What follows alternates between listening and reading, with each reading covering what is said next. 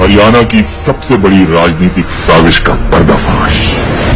हरियाणा के जनप्रिय नेता ओम प्रकाश चौटाला के खिलाफ कैसे रचा गया षड्यंत्र का जाल, कैसे चली गई राजनीति की गंदी चाल, स्वार्थ के मोहरों से झूठ की शह पर कैसे दी गई सच को मात, इस खेल में किस किस का था हाथ। षड्यंत्र के खेल की पहली कड़ी करण दलाल, हुड्डा का करीबी रिश्तेदार। हुड्डा के इशारे पर, करण दलाल के उकसाने पर आईएएस ऑफिसर संजीव कुमार सन 2003 में जेबीटी लिस्ट का मुद्दा लेकर पहुंचे सुप्रीम कोर्ट। सुप्रीम कोर्ट ने सीबीआई को इस मुद्दे की प्रारंभिक जांच करने को कहा।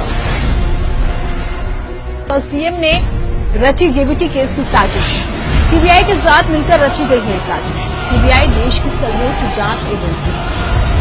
संजीव कुमार को उकसाने की बात हुड्डा के रिश्तेदार करण दलाल ने अखबार में स्वीकार की।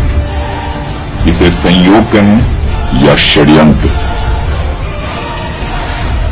Sanjeev Kumar, the whistleblower, may have been part of a larger game. The CBI says Kumar lied to the Apex Court, presenting a genuine list of candidates as fake.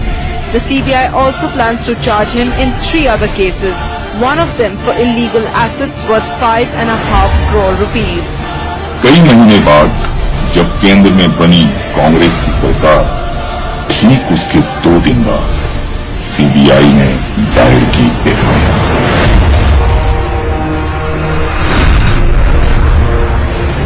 फिर होने लगा सत्ता का दुरुपयोग। जिस केस की सुनवाई चंडीगढ़ में होनी चाहिए थी, उसे दिल्ली में दर्ज किया।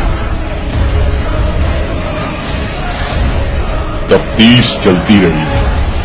राजनीति की शतरंज पर मोहरे घुमाने वाले हाथ खुफिया तरीके से काम करते रहे। भूपेंद्र सिंह हुड्डा के हरियाणा के मुख्यमंत्री बनते ही सीएम ने रची जेबीटी केस की साजिश, सीबीआई के साथ मिलकर रची गई है साजिश। 1 महीने बाद जनप्रिय नेता ओम प्रकाश चौटाला पर किया गया पहला कानूनी हमला। और फिर सच के इर्द गिर्द कसा जाने लगा साजिश का शिकंजा। अब ये भी संयोग था या षड्यंत्र कि सीबीआई अदालत में कई जजों ने जिस केस से किया किनारा, उस केस को हाथ का आशीर्वाद पाकर एक जज विनोद कुमार ने लिया अपने हाथ। जज कुमार ने एक केस की आड़ में पूरे किए 2 काम। हुड्डा से पाया इनाम,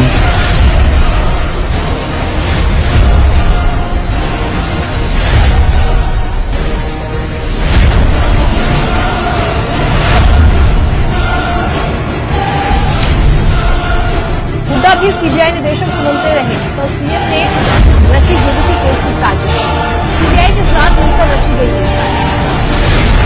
और ओम प्रकाश चौटाला से लिया इंतकाम।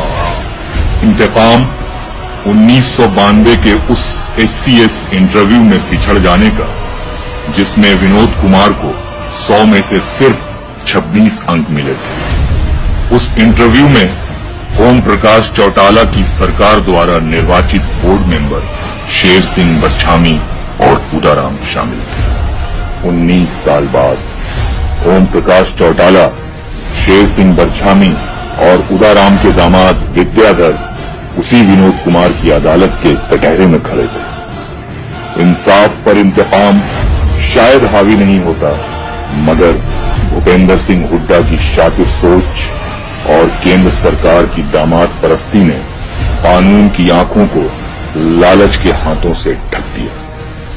फैसला शायद पहले से तय था, इसीलिए 56 मुजरिम और 100 गवाहों वाले केस की लंबी और गंभीर कार्रवाई महज 17 महीनों में जैसे तैसे निपटाकर बेगुनाहों को 10-10 साल जेल की सजा सुना दी गई। भारतीय इतिहास का ये पहला एक तरफा सियासी फैसला था। सियासी फैसला इसलिए क्योंकि इस केस में न तो पैसों का कोई लेन देन हुआ, न उन 3000 बहाल शिक्षकों में कोई भी चौटाला परिवार का करीबी। हुड्डा भी सीबीआई निदेशक से मिलते रहे हैं और सीएम ने रची जेबीटी केस की साजिश। सीबीआई के साथ मिलकर रची गई है साजिश। एक अंग्रेजी अखबार ने पड़ताल की सीबीआई निदेशक से मिलने वाले लोगों की मई 2013 तक के आंकड़े की और उसमें 2 बार मुलाकात का जिक्र हुआ है मुख्यमंत्री हुड्डा। लेकिन एक सोची समझी साजिश के तहत चौधरी देवीलाल की राजनीतिक विरासत के रोशन सितारे अजय चौटाला का नाम भी उस मामले में दागदार कर दिया गया, जिससे उनका कोई लेना देना नहीं था। ये साजिश थी हरियाणा की जनता से उनका जन नायक छीनने की। ये साजिश थी हरियाणा की उपजाऊ जमीन पर कब्जा करने की। इस तरह भूपेंद्र सिंह हुड्डा ने राजनीतिक षड्यंत्र की बिसात की सारी छोटी बड़ी गोटियों को इस्तेमाल करके हरियाणा को अपनी सल्तनत बनाने का नंबर 1 लालच पूरा तो कर लिया, लेकिन जनता और जनता की अदालत का फैसला आना अभी बाकी है। और जनता का फैसला कभी झूठ और झूठे के हक में नहीं होता, और झूठ और झूठे का हो चुका है पर्दाफाश।